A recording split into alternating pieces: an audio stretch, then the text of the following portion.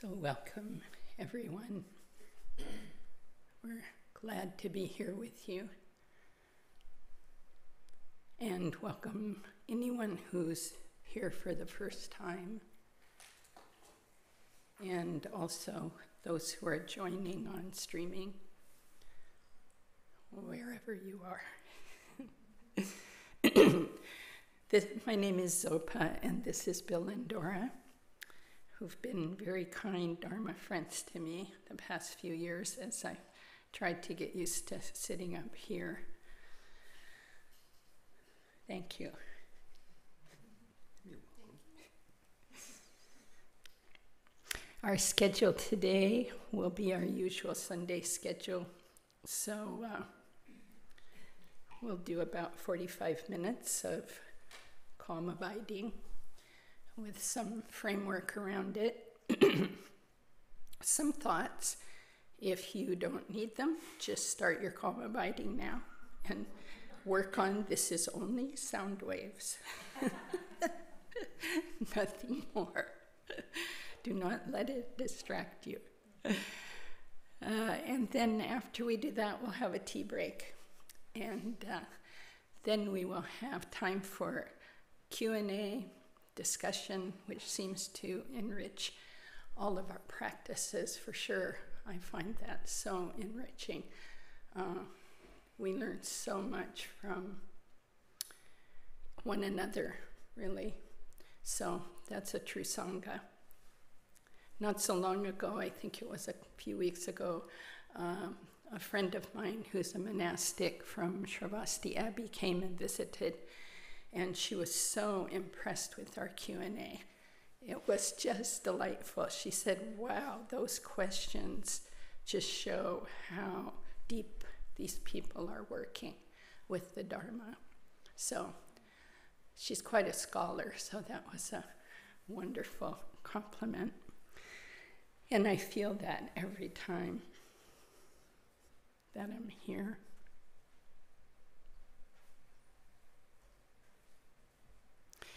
So let's take a moment and get in touch with our motivation, our intention for being here. And as B. Alan Wallace says over and over, what's your deepest heart's wish? Check in with your deepest wish for yourself, for the world.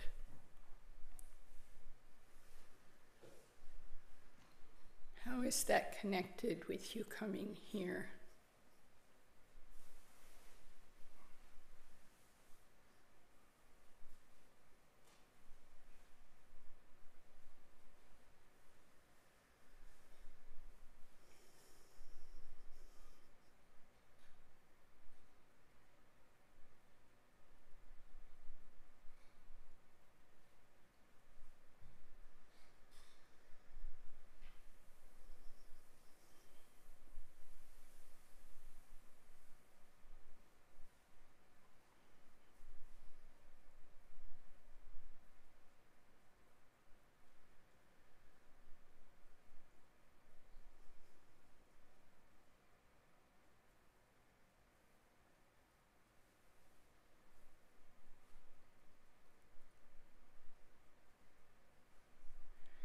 And take a moment to rejoice that you have that kind of a heart for yourself, for your family, your friends, but for strangers too.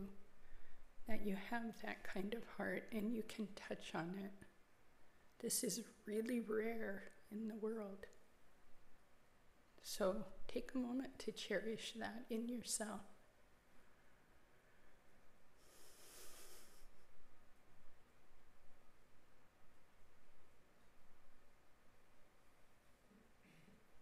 To be happy that you can have that thought, that motivation. Makes a huge difference in the world, more than we can realize.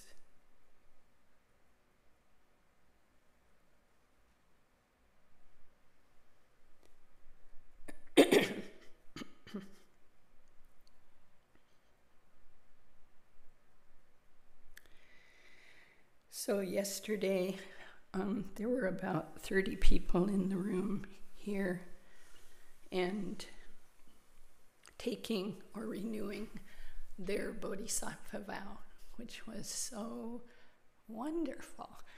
Lama Michael did a beautiful teaching from 9 a.m. through, and then people took the vow around 3 o'clock, and it was just very special when people do that.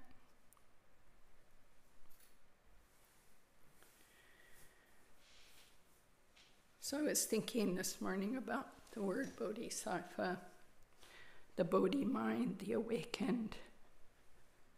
And sattva is a kind of a being, Mahasattva, great being, Bodhisattva, awakened being, Bodhicitta, awakened mind.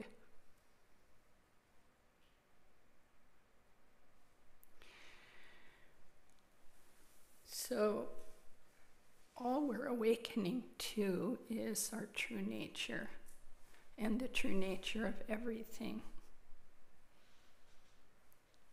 You'd think we'd just get it. It's all around, it's here, it's us, it's everything. You think we could just see it, but as they say, it's so close we can't see it. So simple. We add all this complexity on and then confuse ourselves and others. And we've had that habit for many lifetimes. So I thought I would just share a few of the thoughts that stood out for me yesterday from Lama Michael's teachings.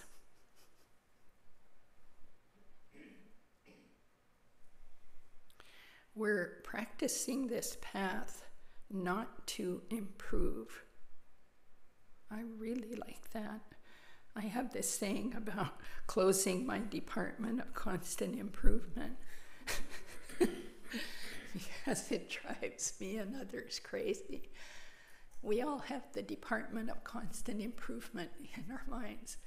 I could do this better, she could do that better, we could do this better.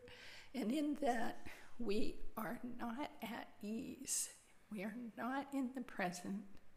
We're in some future that we're never going to get to. But we're working it. And that's a lot of suffering.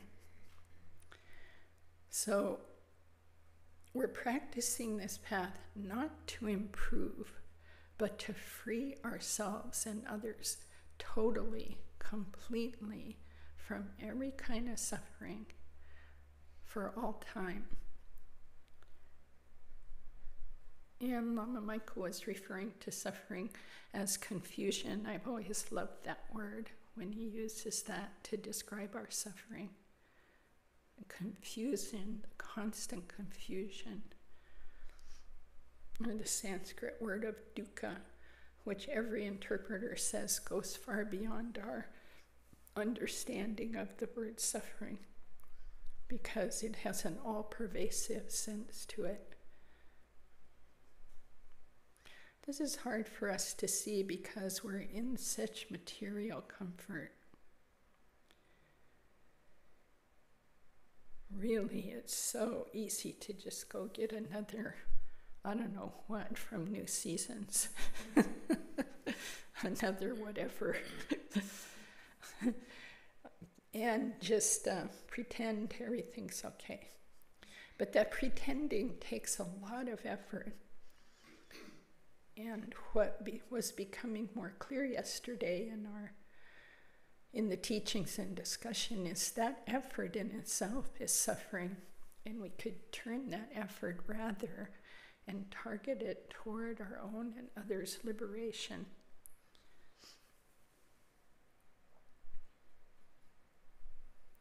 So Lama Michael also said this. I think I got it down right. Anyway, I thought it was a funny quote and I liked it. Seeing beyond my narrow self-interest is in my self-interest. It is in my self-interest to see beyond my narrow self-interest. Now, if we think about that for a moment, we can see where we've actually experienced that, where I'm home with my narrow self-interest all tangled up in my little bubble. And I walk out on the street and something happens with someone. I don't know. A lot of times I'm talking with people about their dogs lately. And there's a lot of dogs. And just having a happy conversation over the dog Joni last night, who was so cute and really liked me. And it was a surprise, you know, you're walking along and boom, you're in a conversation with Joni and her owners. And it was quite delightful. And I could see this right here. My narrow self-interest, I'm walking along, worrying about what to say this morning, being nervous. And then here's the dog Joni and her masters. And we just had a delightful 1-2 minutes together. Suddenly you're popped out of it. Seeing beyond my narrow self-interest is in my self-interest. I felt happier. Now I could have walked by and not said hello, completely ignored, or even been like, I don't want that dog coming near me. And that would have been a different experience because I'd have been caught in my own narrow self-interest. No, I'm worried about this. Don't bother me with your happiness. So we do this by just focusing on the welfare of others. Easy to say, hard to do because of the habit. And I think here a lot from discussion, sometimes the discussions in mind training, I'm starting to see that it's not simply focusing on the welfare of others, but it's doing it without feeding our own ego. And that includes not trying to fix others. So we're back at the Department of Constant Improvement. But just dropping that, there's nothing to fix. And even if there was, my I would not identify it correctly, and it would not do it effectively. Not capable of that. The self-interested, narrow I can never figure that out. Believe me, I'm going to turn 70 next month, and I know I have tried to fix everything and everyone. So, got to give that up. I think I'm getting happy about giving it up. So, yesterday, one of the other thoughts was this thought of being heroic. The Bodhisattva's path is the path of a hero or shiro. We have to deeply experience our own and others' suffering as even the very first step. First noble truth, suffering is to be known. What does that mean? It's not fun to know our own suffering. And that's why I think, at least myself, and I'm sure a lot of you, we distract ourselves constantly from it. We kind of look and then go, can't stand it. Better go watch a movie. Oh, that was a terrible movie about suffering. I better go have a sundae. Or whatever. Drink more lattes. And that's okay. We have to be gentle with ourselves. But really getting a true sense of this suffering. I think of what Lama Songtsing said to us when he put us into one-year retreat. He said, if you really understood your own suffering, you would see that you're living like in a cesspool or a pit of snakes. Julie's nodding, she was there, headed into one-year retreat with us. Then we saw it, right? We saw our own pits of snakes. And I thought, wow, I don't think I live in a cesspool in a pit of snakes. But then he said something very interesting. He said, from the viewpoint of those who are freed of that, they look at the very best of human lives and they say, wow, what a mess, what a cesspool, what suffering, because they're free of it. And we can have that because we have this Buddha nature already here. So the other thing Lama Michael said is, one of the ways to head towards this is establish the view that matches reality. So reality, this deep suffering, the cause, my own mind, and the truth that I have Buddha nature, and so does each and every sentient being. Already have it, holding that, and then recall it 1,000 times a day. Just hold it. You'll lose it, recall it. Moving through life, get in a car, recall it. Sit down to eat, say a little prayer, recall it. Every step you take, Lama Zopa says, think of it as one step closer to your death. Recall it. Whatever your little tricks are, recall it. Put stickies on your mirrors, whatever. Have little statues of the Buddha around. We need these things to remind us. We forget. So simply recalling it, and set the intention to use this very rare, precious human life to free ourselves. To free ourselves. We have this opportunity to free ourselves.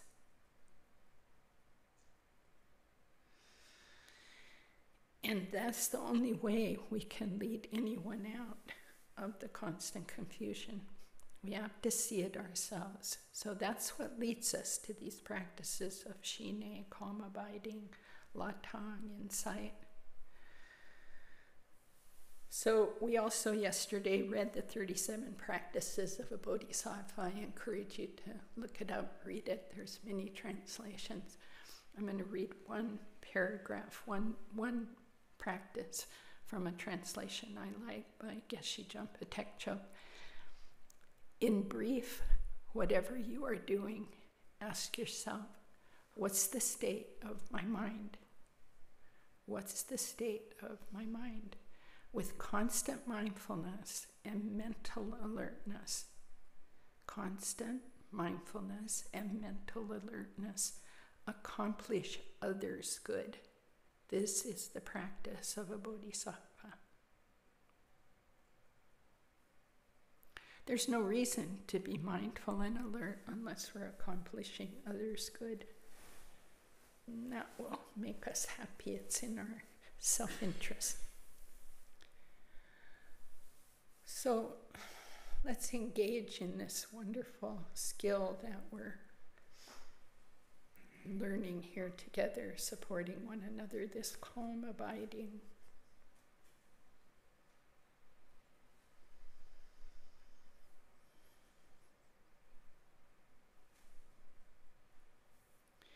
All we need to do is establish what our object is. It could be your breath, could be a deity, a vision of the Buddha. It could be space, it could be whatever you've been working on that you know. But make a decision. That's your anchor.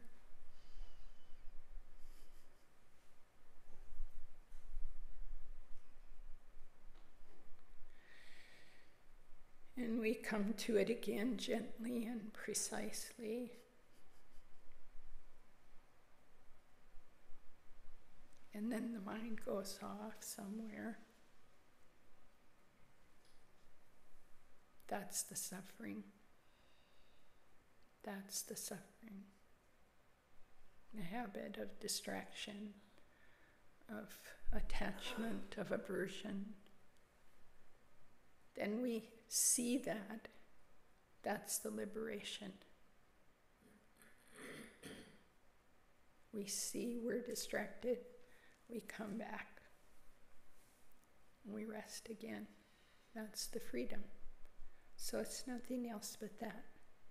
So we'll continue that.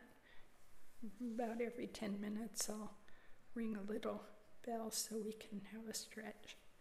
So enjoy your meditation.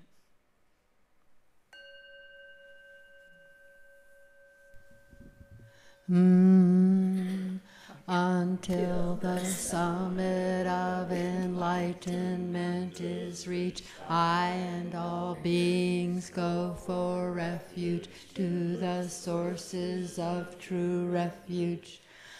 I will now practice the absorption of calm abiding in order to release all beings from their particular suffering, establish them in lasting peace and happiness. Until the summit of enlightenment is reached, I and all beings go for refuge to the sources of true refuge. I will now practice the absorption of calm abiding in order to release all beings from their particular suffering and establish them in lasting peace and happiness. Until the summit of enlightenment is reached, I and all beings go for refuge to the sources of true refuge. I will now practice the absorption of calm abiding in order to release all beings from their particular suffering, establish them in lasting peace and happiness.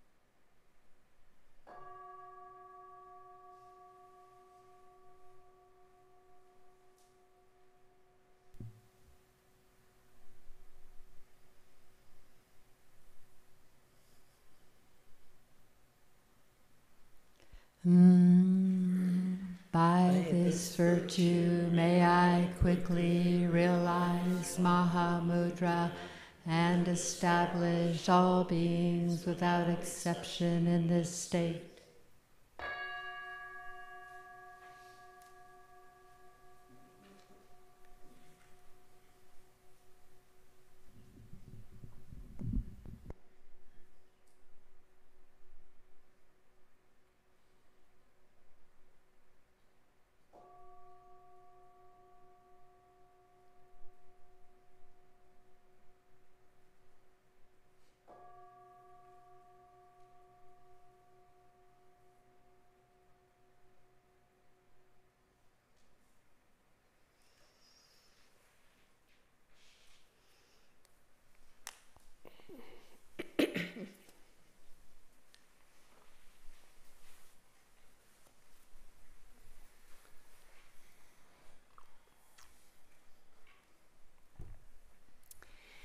Thank you.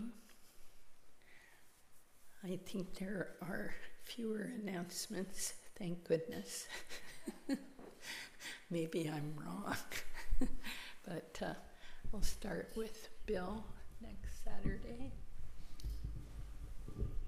Use that one. So next Saturday, I'm going to do an introduction to the Mahamudra program. And that's the title, but to be a bit more explanatory about the content. This is not just an outline of what's in the program, but it's more an introduction to how the program works as a path of practice.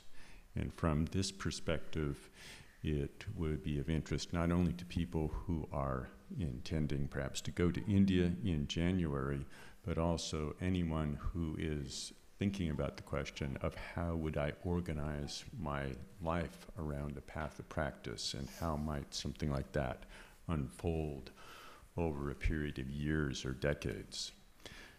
And since our path is a lifelong path, or if we've taken the Bodhisattva vow, a life after lifetime path, then the long-term picture is significant.